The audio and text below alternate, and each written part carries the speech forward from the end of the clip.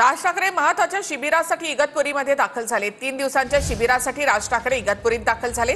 इगतपुरीमध्ये मनसेचं प्रमुख पदाधिकाऱ्यांचं शिबिर होतंय। ठाकरे बंधूंच्या युतीची चर्चा आहे, अशात राज ठाकरे यामध्ये काही मोठा निर्णय घेणार का याकडे लक्ष असेल। शिवसेना सोडण्यापूर्वी सुद्धा राज ठाकरेंनी महाबळेश्वरमध्ये शिबिर घेतलं होतं। राज ठाकरे यांनी कार्यकर्त्यांची मतंही जाणून घेतली होती। आगामी पालिका निवडणुकांच्या पूर्वी राज ठाकरे मोठा काही निर्णय घेणार आहेत का याकडे लक्ष असेल। उद्यापासून म्हणजे 16 जुलैपर्यंत मनसेचं इगतपुरीमध्ये हे शिबिर असणार आहे।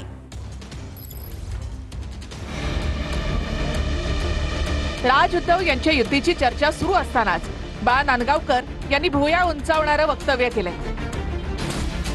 मनसेची एकटं लढण्याच्या दृष्टीने तयारी सुरू आहे, असं बाळा नांदगावकर यांनी म्हटलंय। दुसरीकडे राज आणि उद्धव ठाकरेंची युती व्हावी ही लोकांची इच्छा असल्याचं संजय राऊत म्हणतायत। वेळ आली तर मनसे ही एकटी सुद्धा लढू शकते महापालिका। म्हणजे आहेच ना, ते आतापर्यंत निवडणुका तशाच लढवल्या ना। आतापर्यंत गेले 20 वर्षात आम्ही एकटा जीव आणि सदाशिवच होतो, वेगळं कोणीच नव्हतं। आमच्यासोबत आम्ही एकटी लढत होतो। त्यामुळे आमच्या कार्यकर्ते ती जी बांधणी चालू आहे ना, आमचे निरीक्षक आम्ही सगळी मंडळी जातोय, कार्यकर्त्यांना भेटतोय, काय करावं काय करू नये हे त्यांना सांगतोय, त्यांच्याकडून रिस्पॉन्स येतोय। एक लक्षात घ्या की या विषयावरती आता चर्चा फार झाली आणि होते।